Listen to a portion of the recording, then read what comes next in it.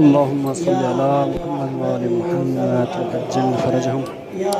حرم حضرت علی ابن ابی طالب کا خوبصورت منظر، اور اس وقت مغربین کا وقت ہے اور نماز باجماعت ادا کی جا رہی ہے، اور بہت زیادہ تعداد میں یہاں پر مومنین تشریف لائے ہیں۔